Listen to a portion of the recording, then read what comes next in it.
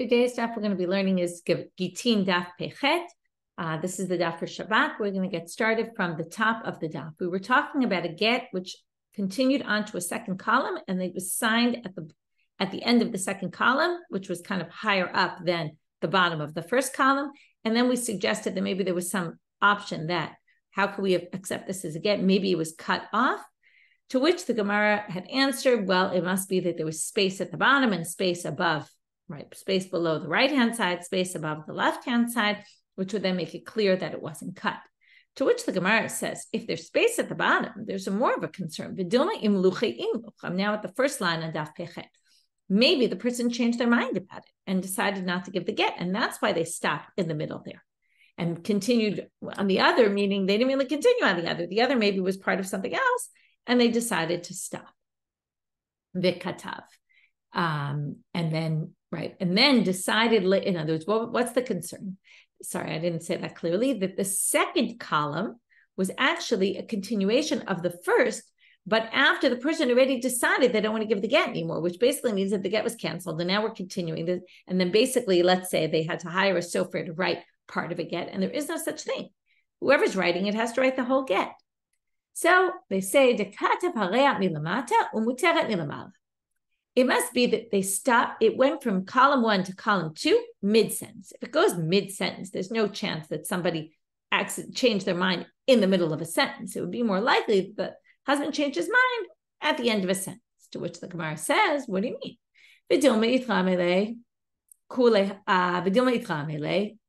So they say, no, maybe he did happen to just, while the sofer was in the middle of the sentence, he changed his mind, to which the Gemara says,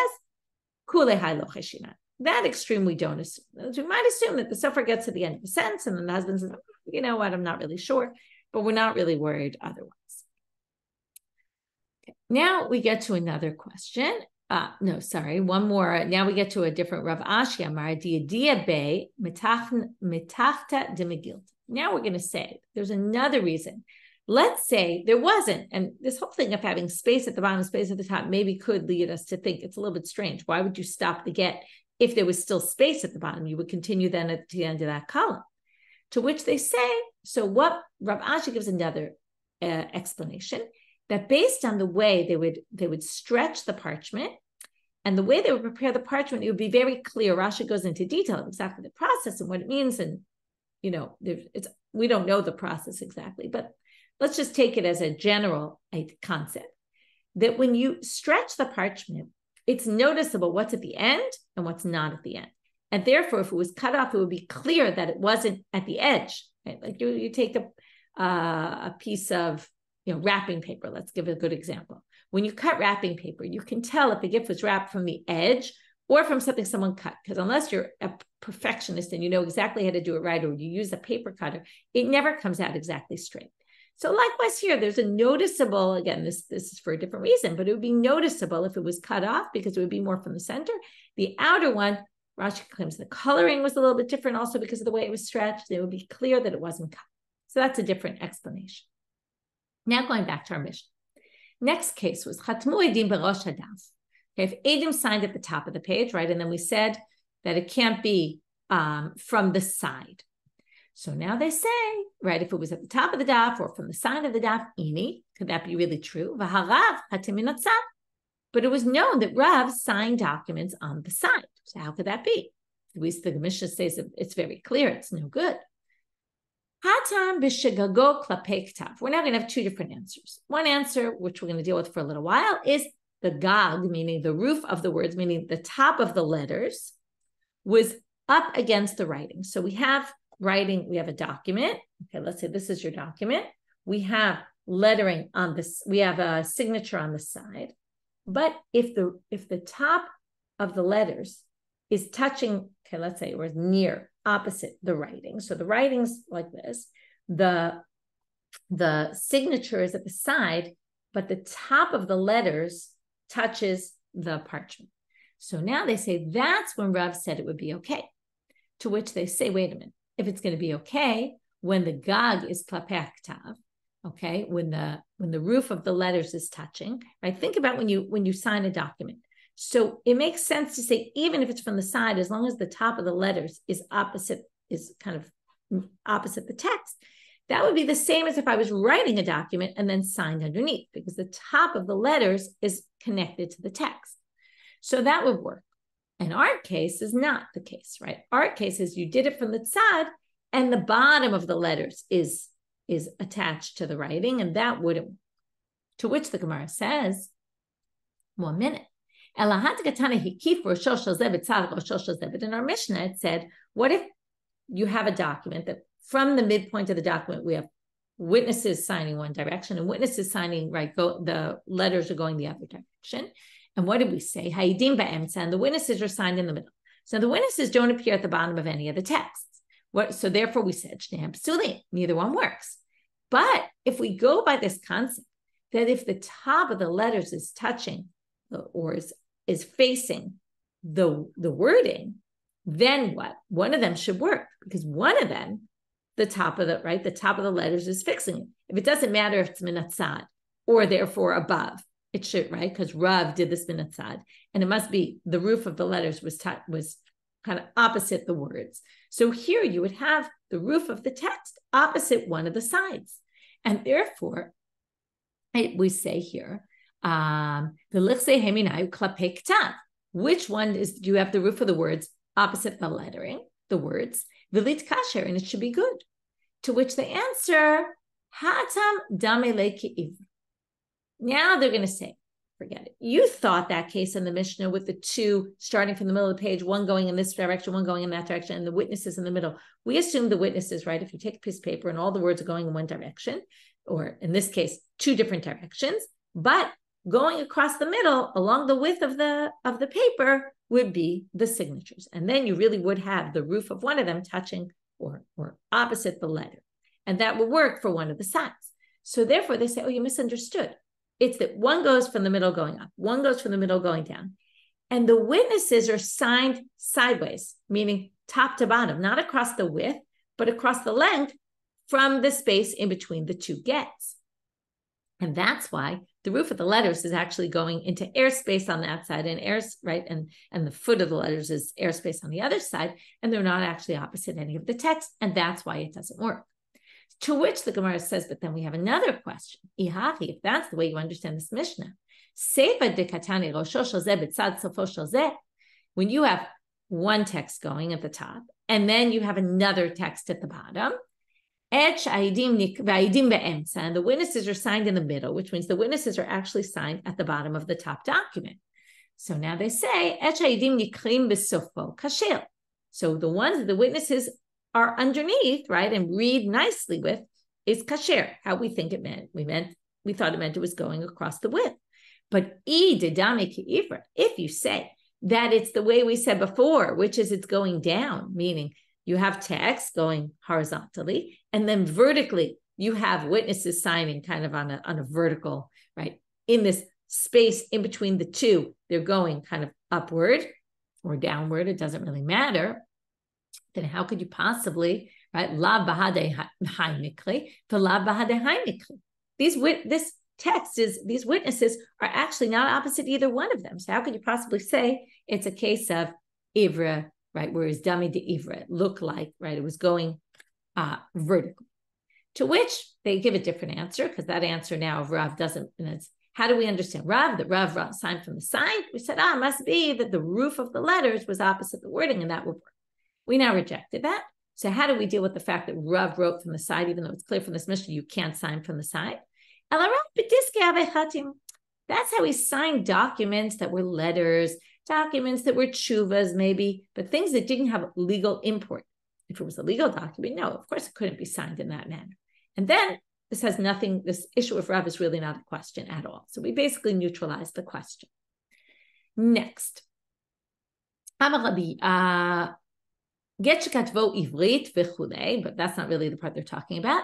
Katav sofer ve'eg kasher. Now we learned this yesterday. We said we're going to get back to understand this case better today, which is you have the sofer wrote the get, and the witness signed. It's good. To which, if you remember, on yesterday's daf, we had a machloket Rav and Shmuel whether that was good or not. Shmuel said it was good, and you can even get married based on it, assuming the sofer was a sofer muvhak, because he would know to only sign if the husband told him to sign. He would only write it if the husband told him to write it. But according to, and therefore the sofer and the aid is kasher, and the difference between this Mishnah where it says kasher and the previous Mishnah where it's not good on a rabbinic level, but you don't necessarily, the vlad is not a mamzer, the child's not a mamzer, is in the case where it was a sofer she'eno mufak, where he didn't necessarily know the law, and therefore you're worried that maybe he'd write it even if the husband didn't tell him to do it.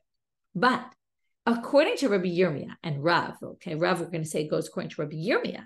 Rav said, the Mishnah, when we talked about previously, the 3 Gittin, where it has one witness, it was only if it was written in the husband's handwriting. If it was written by a sofer, it's no good. How does he understand this Mishnah where it says the sofer wrote and there's one witness signed? To which Rabbi Yirmiyah says, which Rav would have to hold by, chatam sofer shaninu.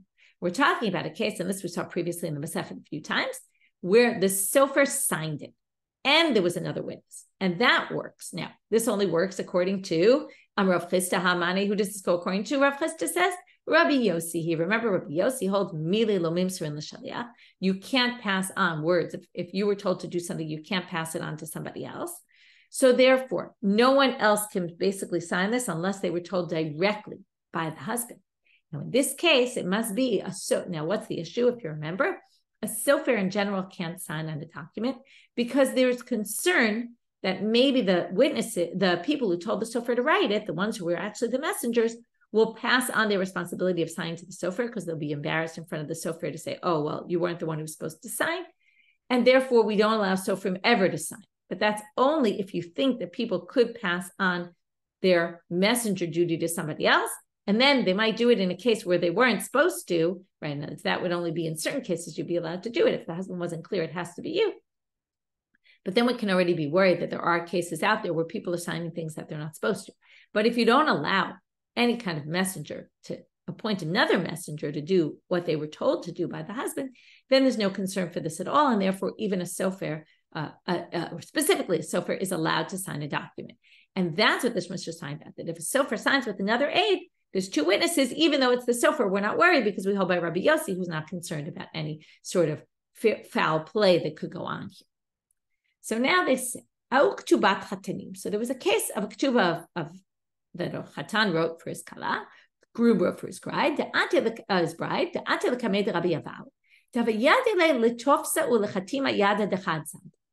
They knew who wrote the ketubah, and they knew one of the, so they, that's what happened. They had a document with signatures, and they tried to validate it, but they could only validate one of the signatures, but they could validate who the sofer was. They knew that, and they could recognize his handwriting. So basically, it's the same kind of case. You have the sofer wrote it, not signed it. It's not the same case as Chatam Sofer Shaninu, but it's the same case as the simple reading of the Mishnah, which is Katav Sofer Ve'ed. So they say, Savalach Shure, they thought to say it was okay based on our Mishnah. Rabbi Yirmiyah Chatam Sofer Shaninu. And then Rabbi Yirmiyah says, no, that's not the way to read the Mishnah. The Mishnah doesn't mean if the sofer wrote it and someone signed it, that's enough. No, that's not enough. We need two witnesses signed, and therefore, since you can't validate the second witness, the document is not a good document. Okay, so we see the same rules here for get and for ketubah. Katav chanichato v'chanichata kasher. Now, we did mention yesterday there were a number of different interpretations, and depending on those interpretations would affect possibly how you read this sugya. But let's just go with, we're talking about a last name rather than son of Yaakov. We have a family name like Farber, for example. So if you write chanichato or chanichata, kasher, that's fine. Tanu Rabbanan, Breita says, chanichat avot begitin ad yud dorot. Okay, now, this is very common nowadays that people change their family name, right? They move to Israel and they Hebraicize their name. People who came over on Ellis Island to America change their names to a more American sounding name. So we have this all the time. So they say we go back up to 10 generations. That if you used a family name that your family at some point in the past 10 generations was known by, that's fine. That's what Tanna Kama says. Rabbi Shimon ben Elazar Omer Gimel Dorot Kashil Mikav Elech Pasul. Has to be within 3 generations. You can't go all the way back to 10. Kiman Az Lahad Amar Rabbi Chanina Katav Chanichat Avot Bigitin Ad Gimel Dorot. I don't know why the Gemara asks this. It's pretty obvious, but they say according to Rabbi Chanina say that it goes back 3 generations. Kiman to Rabbi Shimon ben Elazar, right? It obviously is like Rabbi Shimon ben Elazar who said 3 generations. Am Rav Huna Maikra. What pasuk do we get this from? Pasuk from Sefer Dvarim, from also Parshat Dvarim. Ki tolid banim ubnei banim v'no shantem. Okay, when you give birth to sons and grandchildren, vinoshantem, and you'll be a long time in the land. So that means a long time is 3 generations, because you, your sons, and your grandsons, and therefore it goes up to 3 generations. Now that we mentioned this pasuk, we're going to say some other things. We're going to start with an agadah. From there, we're going to get back to our pasuk. Amar Yeshua ben Levi, lo charva eretz Yisrael ad she'avru shiv'a batei dinim, ad she'avdu ba shiv'a batei dinim avodah zarah. It took 7 people of courts, which really they mean kings, that worshipped idols in order for the temple to be destroyed. Who were the 7? Eluhem, Yeravam ben Nevat, right? Yeravam, he started the whole thing of creating a whole new temple, and he put 2 golden calves in his temples. Basha ben Achia, Achav ben Omri, Yehu ben Nimshi, Pekach ben Remayahu, Menachem ben Gadi, Hoshea ben Elah. Those are the 7. This is not Hoshea the prophet. This was Hoshea the king. These were 7 kings who all worshipped idols. Shene'emar, how do we know the 7? Well, it says in a pasuk. We're going to actually bring 2 pasukim, but the first one is this, a pasuk from Yirmiyahu. Umlala yoledet hashivah. The woman who gives birth to 7 is forlorn. Nafcha nafsha, her soul, spirit went out. Ba shimsha ba'od yomam, the sun set while it was still day. Busha v'chafara. Okay, it was total embarrassment and humiliation for her. This is talking about the destruction. And Amar Rav Ami says, how do we know this? Ma'kra'ah, what's the pasuk in the Torah for this? Ki tolid banim ubnei banim. What does it say there? Ki tolid banim ubnei banim. So first of all, how do we get to 7? Ki tolid is you give birth, that's 1. To banim, that's 2, because banim is plural, and bnei banim, bnei is plural, and banim is plural. So you end up with each of those is representative of 2 plus the 1 of the ki tolid. So we get to 7 generations there. And the continuation of that pasuk is V'noshantem ba'aretz, you'll be a long time in the land. V'yishchatem v'asitem pesel kol tmuna kol v'asitem hara be'enei Hashem Elokecha lachiso. And then it basically starts talking about oved tovadum maher. You're going to be wiped out in a fast manner. Okay, we're going to talk about that maher later on today, but you're going to be wiped out from the land. So there it talks about the complete destruction that's going to befall the Jewish people, and there's a reference there to 7 generations. So now the Gemara says, let's talk about Hoshea ben Elah. Amalei Rav Kahana v'Rav Asi l'Rav. K'tiv be Hoshea ben Elah v'yas hara b'nei Hashem rak lo k'malchei Yisrael. He wasn't as bad as the other kings of Israel. Uktiv alav Allah Shalman Eser. But then it says that Shalman Eser, the king, came upon the Israelites at that time and destroyed the Israelite kingdom. So how could that be? Doesn't make any sense. If he wasn't as bad as the other Malchei Yisrael, so what did he do that was better, that wasn't so bad? And why was the destruction in his time? Amar lahem, otam, there's a fascinating line. Otam perdisaot shoshidi ravam ala drachim, kedei shelo yalu Yisrael laregel. There were people, guards, put up that prevented. Yeravam ben Nevat said, listen, I'm going to make my own temples. He didn't want people going to the temples in Jerusalem. So he made his own temples. He put these Eglei Zahav in both temples, in Beit El and in Dan. And he told the people, you cannot go back, right? He basically put up guards to prevent the people from going to Jerusalem. So what happened? These Pardisaot that he put up, like these guard booths with guards in there, Hoshea actually wasn't so bad. He got rid of them and allowed the people to go back to Jerusalem. So what was so bad about this? But what happened? That people didn't come. This is like, people always complain about Jews making aliyah, right? They opened the doors, but people didn't come, not in the time of Ezra and not now, right? Not everybody's come back to Israel. So they say they all have the chance, but what happened? Hoshea, now, why is he to blame? Well, kings are always to blame for the actions of the people, their citizens. And it's true, he took them down. He obviously didn't do enough and didn't do enough to encourage people to go pray in the temple. And this is kind of a sad reality, right? Either people just got used to being there, right? It was comfortable for them. They had a more local place to go, and therefore didn't really want to go to the temple in Jerusalem, right? Or maybe they forgot how important it was because so much time had passed, right? So basically he didn't do enough, and that's why the destruction happened in his time. So on the one hand, they were showing he was kind of the 7th, and it was the straw that broke the camel's back. On the other hand, they were saying that he also did something very serious, right? Serious or in a bad way. On the one hand, it was good action, but it had no follow-up really. And he couldn't really fulfill what he wanted to, whether he wanted to or not, we don't know, but he really did a bad job and didn't get the people to go back. So therefore, God brought the destruction in his time. Amar Kadosh Baruch Hu. So God said as a reaction to this, Otan shanim shelo alu Yisrael laregel yilchu bashevi. For all those years for Moshe ben Elah, that they didn't go, that they had the opportunity to go and didn't take that opportunity, they're going to be captured during, for that amount of years that they could have actually fulfilled going to the temple, bringing sacrifices there and worshiping God.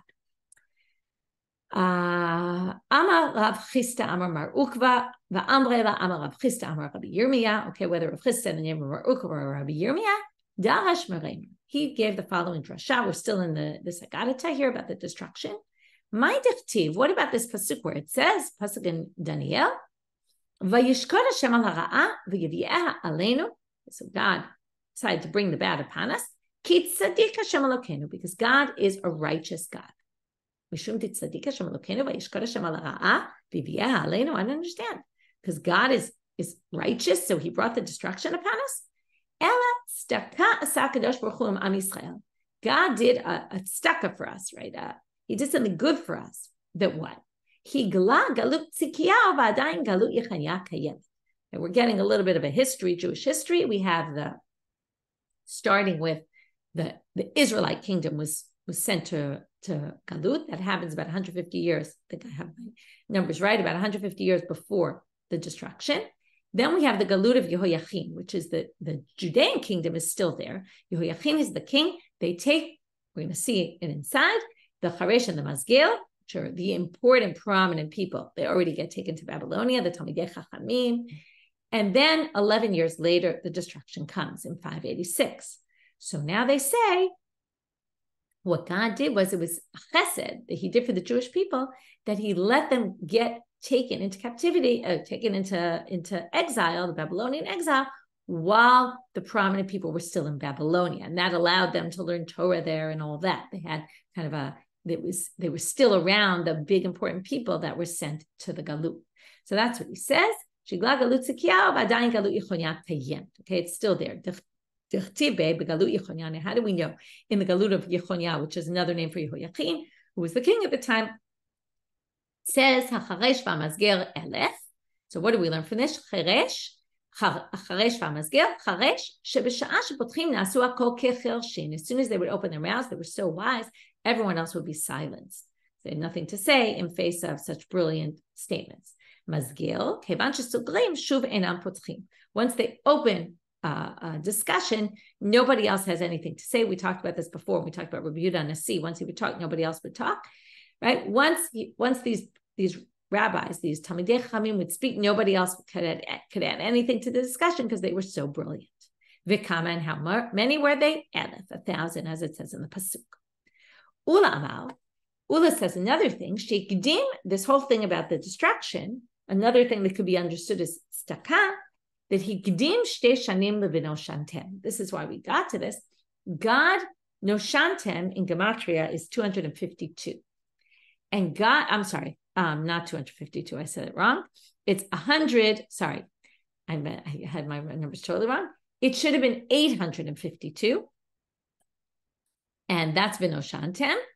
And what happened was God made it happen 850 years after they got into the land. Okay, and Amarav Achabar Yaakov Shma Minan. There's a whole count that they do, how they get to all these years, but basically, I'll skip all the details of how they know it's exact. They basically count how many years. It was 890 years from the getting out of the Exodus. 40 of those were done in the desert. So there was 850 years from then until the destruction of the temple. And therefore, God made it happen 2 years earlier. Why 2 years earlier? Because the Gematria of Vinoshantem is 852. And if it would have gone to 852 years, then the pasuk would have been totally fulfilled, which is if you're in the land Vinoshantem and you stay there for a very long time, then eventually what's going to happen, God is going to destroy you. It's not because you stay there, but it's kind of describing it. The Jews are going to leave God, and then you're going to be destroyed. It even says be destroyed maher, fast, which we'll get to in a second. Mehera, it says. So Amar, I forget now exactly if it says, my hair, I think it says. Rav Achabar Yaakov Shma Mina. In other words, what God did was he brought it 2 years earlier so they wouldn't fulfill that pasuk and be completely wiped out. And that's the tzedakah God did when he brought the destruction upon the Jewish people. So it was a chesed he did for us. So either to allow us to go in with Yehoiachin, and the people of Yehoiachin were still there, that were taken in the time of Yehoiachin, or to basically prevent us from complete and utter destruction. Both of them, by the way, prevent us from getting completely destroyed, one physically and one kind of emotionally, or not emotionally, but spiritually, because we got to a place where we still had Talmidei Chachamim who could basically guide us and get us to where we, keep us remaining as Jews. So Rav Achabar Yaakov says, Shema Mina, starting at the top of Amud Bet, Mehera, Demare Alma, the Mehera, the fast according to God, is Timne Me'av Chamshim B'Tartehi. It's 852 years, because that's what God says. It'll be fast. You'll quickly be destroyed. Quickly means that in 852 years, right? So for us, that wouldn't be very quick, but in the world of God, that's very quick. New Mishnah. Interesting, we're finally getting to this Mishnah all the way at the end of the Masechet. Get me'useh. What's a get me'useh? It's a get where they use, Rashi says they use force, bechoska, and they force the husband to give a get. Now, we normally know that you can't force a husband to give a get. It's only until he says, I want to give the get.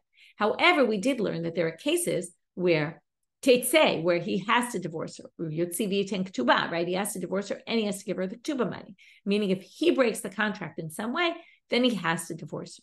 So we're going to see, the Gemara is going to say this is all talking about a case where he's forced to divorce her. In other words, where the law says he has to divorce her, and then we can actually force a get. Otherwise, it's much more complicated whether you can force a get or not. And you obviously can only do it once he says rotzani, because we learned the get has to be given with the husband's consent.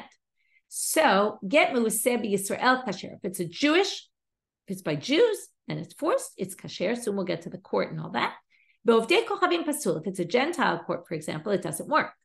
Ub'ovdei kochavim chovtin oto v'omrim lo aseh ma sheYisrael omrim l'cha. What you can do in a Gentile court, though, is force him by saying you have to do what the Jews want you to do. In other words, it has to have the Jewish court involved somehow. Amar Rav Nachman Amar Shmuel. So Rav Nachman says in the name of Shmuel, get hameuseh b'Yisrael b'kadin kasher. If it's done according to the law, meaning that means what I said before, that the husband is supposed to give a get. Okay, then it's kasher. Shelo kadin pasul. But if it's not kadin, then it's disqualified get. Okay, meaning if they just force a random person there weren't any good reasons for him to be forced to give this get, okay, then obviously it's going to be a whole question, which is not clear from here. Where do we draw that line nowadays, right? If a woman is not getting her get, he's trying to use it to abuse her, at what point do we say this is kidin and she deserves to get the get? Uposel. Now here's interesting. If she gets a get like that, which was forced, shelo kidin, it wasn't a case where they could have forced him to give a get, but they did anyway. It's not a good get. However, it's enough of a get to disqualify the woman from marrying a Kohen. Okay, in the event that, let's say, he dies, obviously she still can't marry a Kohen now because she's not divorced. And if he were to divorce her, she'd obviously be a divorcee. So what this means is if he were to die the next day, she can't marry a Kohen. Ube'ovdei kochavim, but in the Gentile court, kedin posul uposel. Okay, this is all going to be one level down. If it was done when there was a real reason to force him to give the divorce, it's still not a good get, but it will disqualify her from marrying a Kohen. Shelo kadin, if it was done not according to the law, afilu re'ach get einbo, then it's really nothing at all, and she can marry a Kohen. Manafsha. So now they say, I don't understand this ovei kochavim. Either way you look at it, in other words, we're going to have a problem. If they really can force gets, then it's kashur. Then it should be a good get. And if they can't force anybody to do anything, right? Can't force a man to give a get, then mifsal lo lifsal, then it shouldn't be disqualified just because, right, the woman shouldn't be disqualified for marrying a Kohen because her husband gave her this kind of get. If the court can't do anything, then the get is basically totally irrelevant. She shouldn't be disqualified. So Amar Rav Misharshia, we're going to have two answers. Rav Misharshia says, Dvar Torah get me'useh b'ovdei kochavim kasher. Really, by Torah law, if a Gentile court forces a man to give a get, it works in the case where he's supposed to give a get. Okay, so matam amru pasul. So why did the rabbi say this doesn't work? Shalote kol achat achad holechet v'tola atzma b'obei kochavim u'mafkat atzma midei ba'ala. We don't want this woman to go to a Gentile court, basically, and remove herself from her husband in this way through this Gentile court. Okay, it's a good question what exactly the problem is with this. Okay, why we don't want her doing this, but they don't want her going to Gentile courts. Okay, maybe they don't want people saying that the Jewish courts don't take care of what they're supposed to take care of, right? It's a good question. There was some interpretation I saw that I wrote down for myself. 1 minute. Let's see it now. Where did I write it? The paper's here. Okay, I don't remember where I put it, but there was an interesting, too bad. Okay. Maybe it's here. Wait. Yeah. Okay, so they say, right, the issue that, okay, it wasn't so interesting, but they gave an explanation because it's hard to understand exactly what the problem is.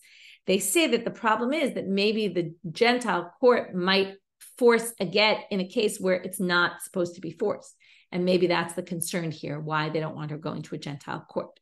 So again, Rabbi Misharshia says by Torah law, it's actually really effective. That's why there's a reach haget if this happens.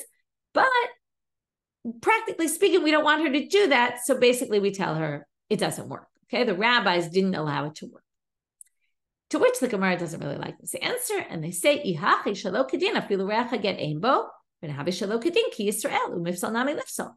But if that's the case, then shalo kedin should just be like shalo kedin in the Jewish court. If kedin actually really does work, even though the rabbi said no, but it works on a Torah level, then if it's done shalo kedin, then we should be strict and call this reach haget, just like we did on the Jewish side. So the Gemara says, Elahadra Misharshia Beduti. Must be a mistake what Rabbi Misharshia said. Vitama mai, what's the reason? Really, it doesn't work at all.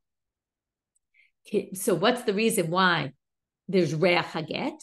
Well, this is a classic example of gzeira. Kedin bekedin di Yisrael michlif. Shelo kedin bekedin Yisrael lo michlif. In which case of the Jews does it work to, right, where we're going to say it's effective? In a case of kedin. So in a case of Gentiles, kedin doesn't work, but since it's close to the what could be in an Israelite court, we're basically going to say we're going to still call this reach haget.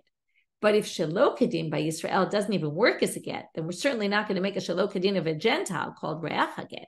And that's why we're going to be basically make a gzerah here, but it's not really forbidden by Torah. It's not effective at all by Torah law. It's just a gzerah that we're going to say reach haget. Abaye eshkachel Rav Yosef tiyativ v'kama me'aseh agite.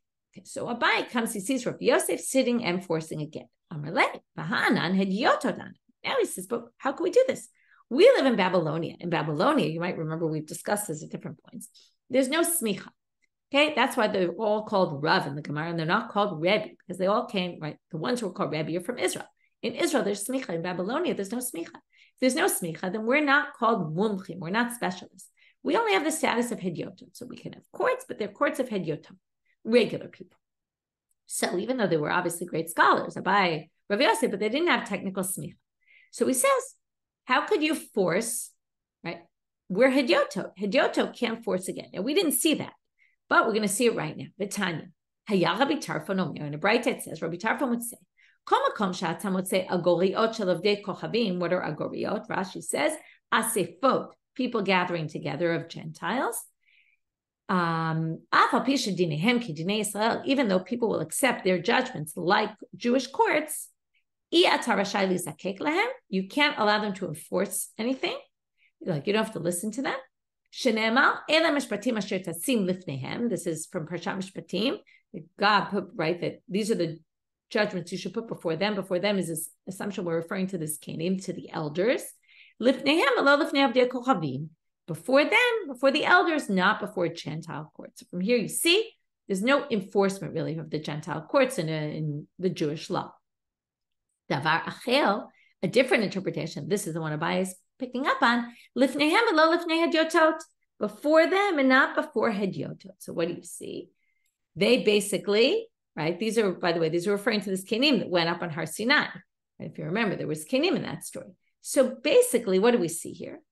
They don't have the same jurisdiction. So we can't force the husband, enforce the law here, and force the husband to give a get. So how are you doing this, Rabbi Yosef? Abai asks him. To which he answers, very important question. Amar le, anan shlichutayu kavdi. Well, we're operating on the shlichut of the people in Israel. There's people in Israel who can do this, who have smicha, and we're operating as their messengers. So we're kind of operating as a mumche. Here, this is a very taking shlichut in a very far manner. By the way, people take it even farther. Okay, let's just finish the sentence and then we'll talk about it. Miti dehava hodaot v'halvaot. Just like we can deal with someone admits something in court or someone has a loan out. We basically allow our courts to be able to judge in those cases, even though the Gemara in Sanhedrin says, you can look at Rashi, right? I'm sorry, that's the next one. Right. So, okay, we'll get to it. Sorry, in Sanhedrin there it says, it's confusing two things. There it says that we basically do hodaot v'halvaot because of this law. So therefore, we can also enforce gets because of this law. Okay, that's what gives the courts in Bavel the power, to which they ask. Well, then why don't we allow them to rule in cases of theft and hitting? When people injure other people, they actually can't do that. And Rashi says, who can't do that? Rashi says in Sanhedrin, it says, you need 3 specialists to rule in those cases. And in Babylonia, no one was considered a specialist. So why don't you say they do shlichutayu? To which the Gemara answers,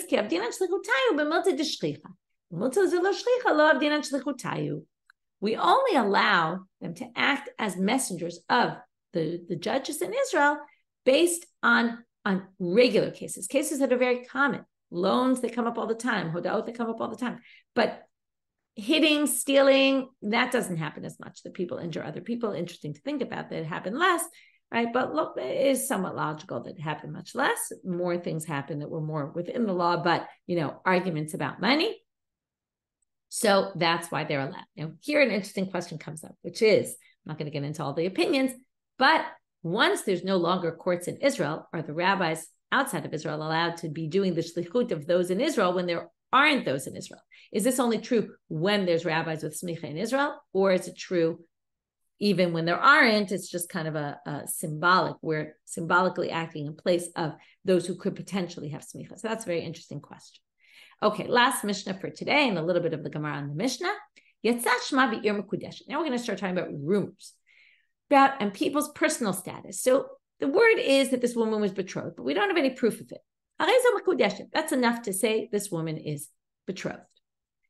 And then basically that means if she tries to get married and people around say, but she's already married or betrothed, she can't get married. Migoreshet, if people say she's divorced, and let's say, okay, they're going to see later that, okay, so number one, she can't marry anybody else, right? The word is, can she marry someone else? Or perhaps she's forbidden to a Kohen. And maybe, let's say she's married to a Kohen, and this is what the Gemara is going to assume we're talking about, and people say she's divorced, she now can't be with her husband anymore because she's now considered a divorced woman. So we can assume she's divorced. As long as there's no sort of excuse or explanation as to why people might have said that when it's not exactly true. Like, for example, what would be an example of this? Well, if people say, oh yeah, it's true, they say she's divorced, she got a divorce, but it was given upon condition, and maybe the condition wasn't met. Or it's true, we heard she was betrothed, but how is she betrothed? He threw to her the money or whatever it was.